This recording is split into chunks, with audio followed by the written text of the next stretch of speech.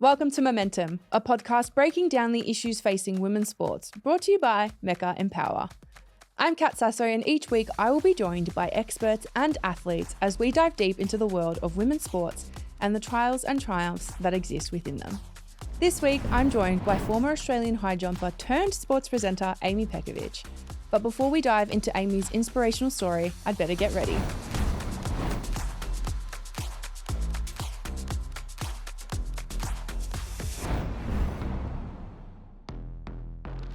Today, we're going to explore the incredible journey of someone who's reinvented herself time and time again, from elite athlete to motorsport creator. Amy Pejkovic, once a promising high jumper with her eyes set on the London 2012 Olympics, has since become a well-known figure in the world of Formula One and motorsports media. But Amy's story is more than just about sports. It's about resilience in the face of unexpected challenges. At just 19, she was diagnosed with a brain tumour, throwing her Olympic dreams into jeopardy. What followed was a journey through diagnosis, recovery, and eventual return to the high jump track. But as life threw her another curveball, COVID-19 disrupting her preps for Tokyo 2020, Amy found herself discovering a new passion, Formula One. That shift from athlete to content creator wasn't an easy one, but it marked the beginning of her new career in motorsports. Today, Amy is helping to shape the narrative around motorsports, offering fresh perspectives and inspiring others with her story of reinvention and perseverance. We'll dive into a journey of overcoming adversity, adapting to new challenges, and following new passions. Along the way, we'll explore what it means to pivot in life, to stay determined, and to always find new ways to grow. Amy, you are so well known for your work in Formula One and motorsport. Stop it. But before all of that took off, you were a high jumper. Can you tell me a bit about that? Oh gosh, it's a long story. So I started high jumping when I didn't start high, actually no. Rewind. I was a sprinter when I first started. So I was like 10 years old, started off as a sprinter, went to state, and then one day my school PE teacher was like, "You're tall and lanky. Like, let's put you into high jump." And I was like, "Oh, okay, cool. Let's do that." I think I was 11 or 10, and I made it to state, broke the state record, and equal first with the other girls. And I was just like this tall, lanky girl that would wander out onto the track and like just be like, "Okay, yeah, I'll take off from here." Would run up, jump, and then That was that. that was your that. uncle? And then exactly. And then I just kept going, kept competing, kept going, made it. I'm like, where do I even start? Literally. It's an amazing story. You had your eyes set on London 2012, and that was when you were diagnosed with your brain tumour at 19. How did your diagnosis come about? So that's another long story. So my diagnosis, in hindsight, I look back at it and I'm like, we kind of knew for a long time that something was wrong, but it's not something you think about. Like, I was having headaches weekly all the time, and I'd be like such a klutz, falling over things, walking into door frames. But then my symptoms just started to get worse and worse. So I'd be training and doing like normal training sessions that I would just breeze through. I'd be throwing up. I'd be waking up with a headache every single morning. What else would happen? Like I start to shake. So one of the things I have from the surgery is I have like a tremor in my right hand, which is really annoying. But once, it was probably a week leading up, and I was in bed vomiting the entire week. And it was like the only way I can describe this pain was like someone was stabbing me in the back of my head and dragging the knife forward. Oh my God. That's the only way I can describe that pain. That's so painful. And I'd go to walk through a door frame, and like my perception was just so off. I'd just go whack, like straight into the door frame. And competing, I'd try to compete, and it was like I was trying to make the Olympics. So I was so high over the bar, but then because my body was like, what are you doing? And it would like freak out halfway through the jump, and I'd knock it off. So I could have been clearing like 190 plus, but because of what was going on in my head that I didn't know about at the time, it was, stopping me from doing all that. And then it was after my 19th birthday party, Mum decided, she was like, okay. So this was the week where I was feeling really sick. And she said, if you wake up feeling sick, we'll take you to the ER. I remember lying there and I was like, I kind of feel okay. Like, I don't feel too bad. And then I was like, no. Ran to the bathroom, vomiting, like that headache kept, it just would not go away. So we went to the ER. I think I was sitting there for like 3 hours before we could see anyone. Eventually, and I was sitting like curled up like in the ER with a little vomit bag, or I'd run to the toilet, vomit, come back. And it was like the whole experience is just, it's so fuzzy. And it's like, at what point did this happen? When did this happen? Because it's all just like mushed into one thing. And we eventually got in to get an MRI. And I thought it was a bit of fun. Not fun, but like I'd never been like sick nothing's before. gonna be wrong. Yeah, I was like, nothing's wrong. It'll be Yeah. fine. And I was being wheeled around in a hospital bed, and I was like, oh, this is like cool. This is so I'm like, overdramatic. yeah, I was there's like, nothing wrong with me. what's This is going fine. on? I'm just Like, sick. I'm like, just not you guys- feeling well. I just have a headache. Like, Yeah. leave me alone. And then had my MRI, went back into a waiting room. But then it turned out that it was really hard to get a neurosurgeon to look at the scans. So Mum was on her phone, like calling someone she knew that knew someone that was a neuroscientist and knew someone. And it was like, eventually the nurse walked in and she was just like, it's a brain tumor. I just remember like lying there in the fetal position. I watched her walk past, and on the light box put the scans up. My scan was there, and there was just like this big hole in the middle of it. It was just this white blob, and I just laid there. And when people say your life flashes before your eyes, like it really does. And at the time I was 19. So I was so young, like still so much left to do and so much life left to live. And I was like, I can't die. Yeah, and it's like that's the first thing that comes into your head, right? When you get a cancer diagnosis. Yeah, like, am I going to die? That's Like, is this it? Like, is this the end of the road for me? And how was that experience, not just for you, but also for your family?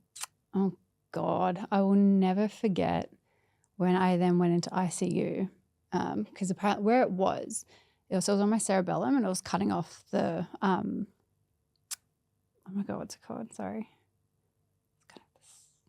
So it was cutting off the fluid from my spinal cord to my brain. Mm-hmm. And it had swelled that much that if it got really bad, that they would have to drill a hole into the top of my head to release the fluid. So I was Which in is ICU. terrifying, Yeah. especially like as a girl as well. It's one of those things where your hair you're so proud of you're your so hair. proud of your hair. So Yeah. to have to probably shave a spot in the back of your head, get something drilled into the back of your head, it's terrifying. And I just remember lying there, and like one by one family members would come in. And I have never seen my sister so distraught. Yeah. Ever. Like, it broke me. Like, I can still picture her face and like how red it was, and just the tears, and like my mum and dad standing there, like my boyfriend at the time. And it was like, oh my God, it almost felt like my funeral that I was like it was witnessing. almost like, I was have I like, got a death sentence right now, or like what's going on? yeah, it was the weirdest thing. Like, just seeing everyone there so sad and not being able to do anything. What was the process afterwards? Like, what was your treatment like? What happened then? So after that, I was in hospital for 5 days. So I think 5 days until I had surgery. Mm-hmm. So then I was on medication to try and like reduce the swelling, and they'd come in every hour on the hour for literally 5 days and like check my pupils and make sure like I could squeeze their hands. And I don't know what that's actually called. I think something to do with your reflexes. Or, Yeah, I don't know. something I am like no that. medical expert by any Neither means. am I. I'm like, I'm horrible.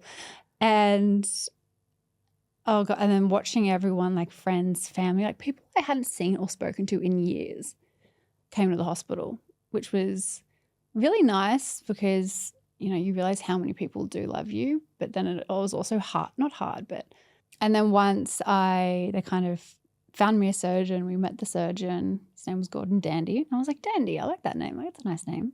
It's a nice name for a neurosurgeon. And then I can't remember the exact day. I think it was a Friday. I think I was the first surgery on a Friday, which was nice because I was thinking, well, he'll be fresh. You got fresh brain, fresh eyes, exactly. fresh hands, fresh everything. Fresh. I'm Yeah. like, perfect. Love it. I mean, like, it was very early. I didn't sleep that night. Mum didn't sleep, but oh my God, I remember watching TV with Mum. Do you remember House? Yes. An episode came on and we were like, oh, House. What do you think they were doing? Brain tumor. Yes. They were Oh, removing no. a brain tumor. And I was like, are you kidding me? Like, I don't need to see this. Yeah, this is not what I need right now. I was like, this is absolutely not what I needed. Yeah. Just knowing that they're about to like, so what, do you want to know what they do? Absolutely. Oh my God, it's disgusting. We need to know. So they obviously shave a section of my head, but then they cut into it, they open it, the skull. They then drill like a hole like cut out a square or a Mhm. rectangle, whatever it is, of your skull and just remove it, go in, get the things they need to get, put it back, staple it together and zip you back up. And that's it. Yep. That's just brain surgery. Perfect. Easy. That's all. Easy. So much fun. But then I remember going when I was being wheeled down into surgery and you had to sign a waiver form because obviously like if Yeah. anything went wrong, like the They hospital isn't Didn't wanna be liable. I remember like signing it and I was like, that's the best signature I've ever done. Like that was a good one. But then that's when it kind of hit me that I was like, I'm either going to die or obviously survive it, but am I going to come out with complications? Because I knew people that had brain tumors before and they came out with complications. And I was like, am I going to be able to jump again? Will I be able to speak again? Will I be able to walk again? Like, am I going to be able to do anything? And then that's kind of when it hit me and I just like broke down into tears. And then the good old anaesthetist took me in and I was like, this is great. Yeah.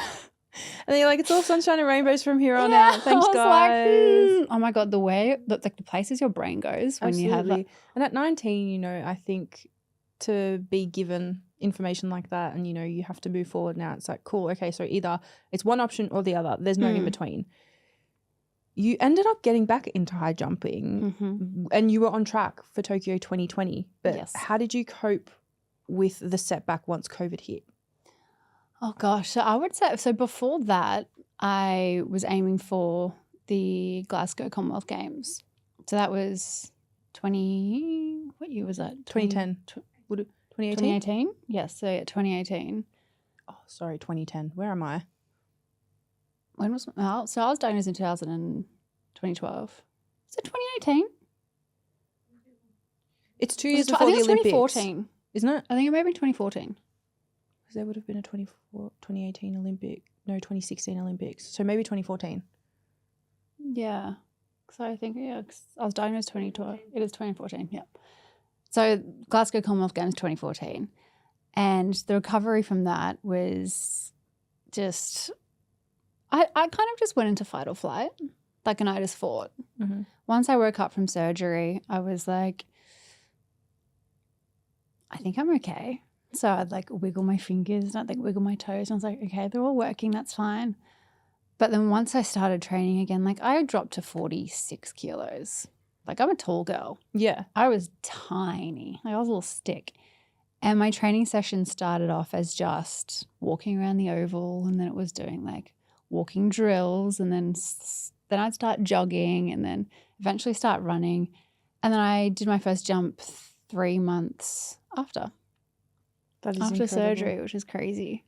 But then, because I like instead of say it like with COVID, I think my main sort of competition was that, and then eventually into Tokyo. But that competition, Did you get there? No. So Okay. like sports politics. Of course. Standard Sport procedure. politics. Are we going to go into that? Probably not. Oh, could destroy you. Literally. Yeah. But it was through your brain tumor and through that period of time that you actually fell in love with your next passion, post athletic career, Formula One. Yes. How did you get into it? So funnily enough, like I'd always watched it with my dad. I can't remember what race it was, but I remember watching like the post-race conference. I think there was like Lewis Hamilton. I think was Kimi Räikkönen there, possibly. But they all looked so grumpy. I was like, it must have been a bad race because none of them looked happy. I was like, why are they all so angry? And then watching one of the races and I had like at that point in time, I had no idea what a racing line was. I was like, why are they all following each other? Like, what is going on I here? was like, why What is don't you just like happening? go around each other? Like, what are you doing? Yeah. And then, so I sort of picked it up then. And then also while I was in hospital, like some reruns would come on and I was like, this is actually a really cool sport. Like, I really like this. And then when I went to my first Grand Prix in 2019, the Melbourne Grand Prix, I was like, this is the best thing ever. It's like, I love it so much. And it kind of just gave me that same thrill that high jumping did. Yeah. And I had struggled for so long to find something that was going to give me that same spark and passion. So, What was the mental transition going from being a professional athlete to now working in sports, but on the other side of it?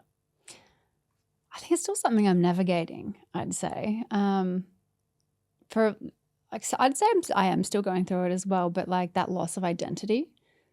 So I was always known as like Amy the high jumper, and now that side of me is not there anymore.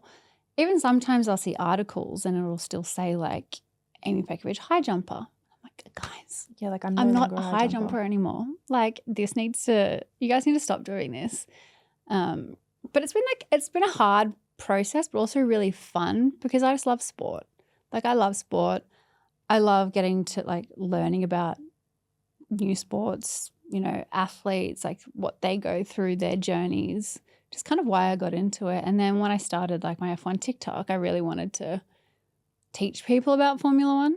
Yeah. Which was really fun. But now it's kind of like that's like TikTok's changed so much and it's so, I wouldn't say oversaturated, but it kind of is where a lot of people are doing the same thing and you have to try and find something new. But yeah.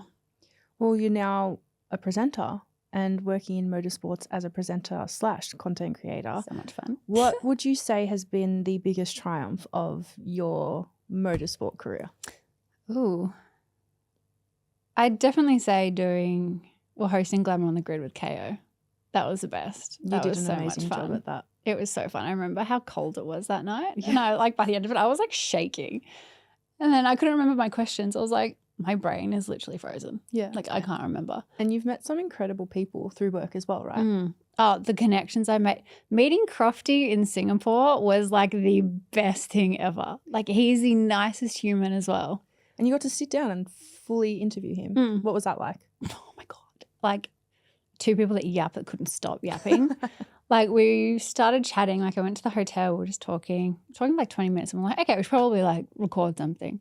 Sat down to record, went for over an hour. Eventually turned the cameras off and we still kept talking. I was like, wow, this could just keep going. And he was just so open and honest and like his opinions about F1, they weren't biased. It was just like, this is just how it is. This is what I think. And it was quite refreshing, I'd say. And what would you say? Have you got any advice for people who might be in a similar position to you, maybe where you were at when you were 19 and, you know, thought that this one thing was going to be their whole life and it turns out that that's actually not what it's going to be. It's a very difficult thing to navigate. Have you got any advice for any girls who are in that position? I'd say, it sounds so corny, but like just trust the process. Like you kind of just have to surrender to the universe, I would say.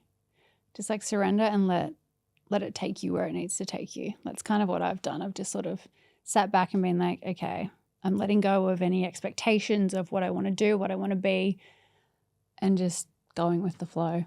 Like even when people are like, do you have a 5-year plan? I'm like, not really. Yeah. Because life changes. Yeah. Like you never know what's going to happen. Like you have an idea of what you want to do, but then you just have to be open to anything and everything, I think. And again, you've made such a big name for yourself and you've cemented yourself as someone to look at in the motorsport space.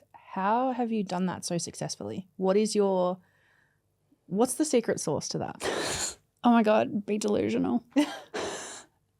Literally, like if you want to post it. Like go do it.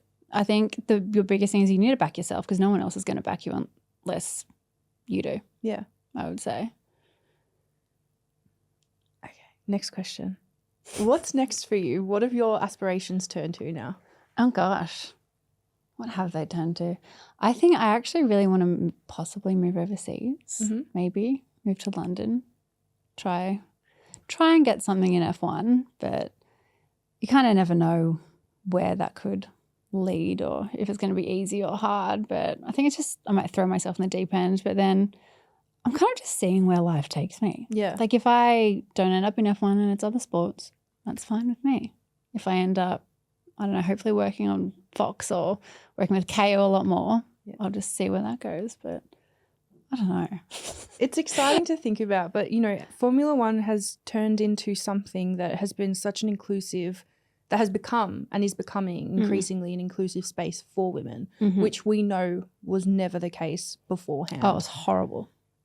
How do you think moving forward, you know, probably I'm going to say the creator sphere or, you know, the media side of Formula One. How do you think that can improve to include more women, but also even the racing side of things? How do you think that bracket and that distance between women and men in the sport, how do you think that can be closed? That's a good question. Very philosophical. Oh my gosh, damn.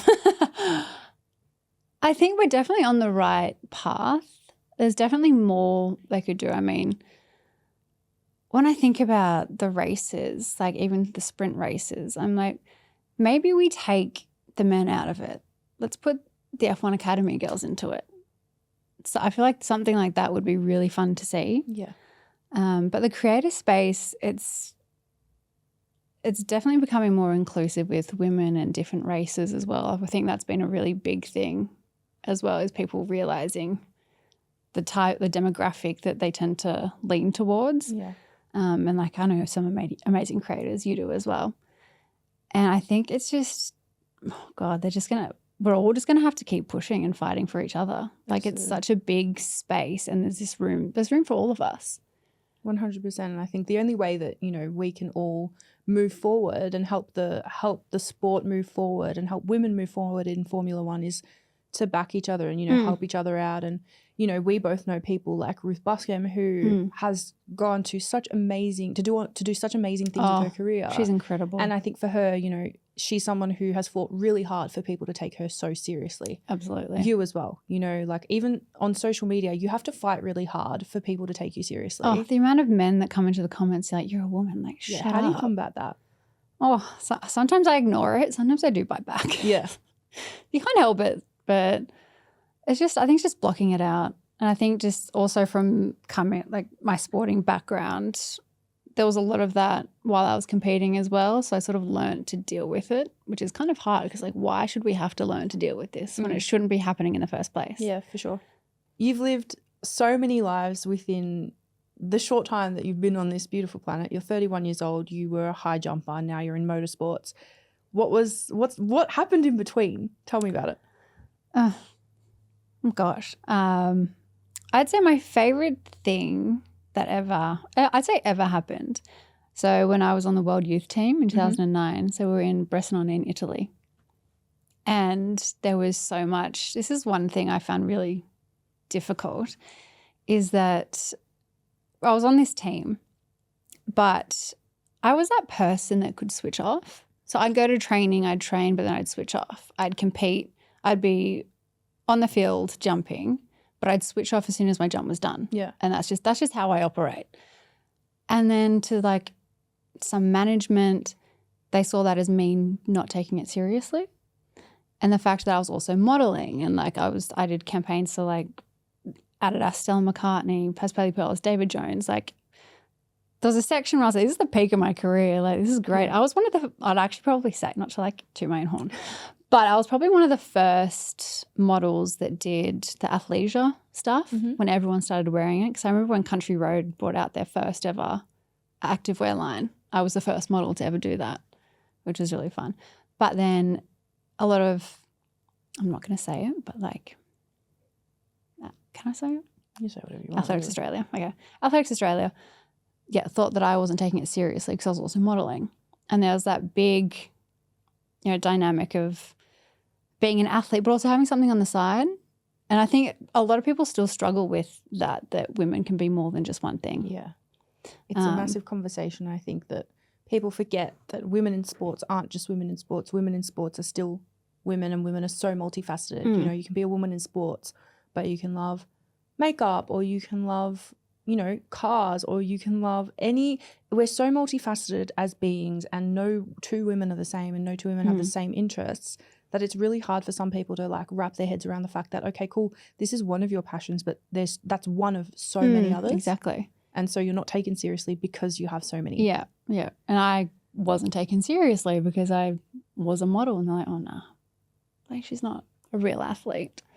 Which is ridiculous. Then we got to World Youth, and no one thought that I would be the one to medal. On that team, I was the only medalist. I came second. That's Everyone was like, wait, what? I think you medaled? I was like, yeah. It's important to be able to switch off as an athlete. If you speak to any pro athletes, they're the ones who can switch off, because if you're constantly thinking about your sport or your job 24/7, you can't do your job to the best of your Yeah. ability. So if you're on 24/7, where do you get the respite? Yeah. And then I'd say like one of my biggest downfalls was then not really listening to them, but I would try to take it more seriously. And that's when my competitions tend to shit. Yeah.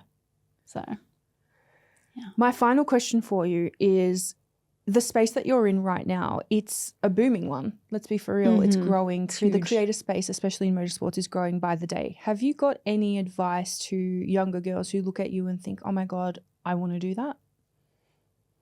oh my God, just do it. Yeah. Like just start however you want to start, just start, whether it's YouTube, it's TikTok, it's Instagram. Like you just need to start. Once you get the ball rolling, what is it? Momentum builds momentum. Like, haha. That was so not like. That was so accidental, but Oh that my is so perfect. Momentum does Actually, build yeah. though. Wow. It's true. Okay. I didn't even. We'll keep going. It's That's okay. amazing. I love that. But you just need to keep going. And like no matter what people say to you, you just need to believe in yourself. Yeah, absolutely. Well, thank you so much for joining me today, Amy. No, But thank you. before I let you go, Mm-hmm. I like to give my guests a challenge. Oh, I want to know, who is a woman in sports that's inspired you lately? lately or like I mean, forever. forever? Ever, Forever, or lately. Oh, my biggest idol has always been Blanka Vlasic, like Croatian high jumper. Mhm. She was just an incredible jumper. And so it was like early 2000s, I think. She snapped her Achilles tendon and came back Yeah. and continued to jump. I'm pretty sure she had a baby and then decided to come back and jump again. Incredible. Might need to fact check that one.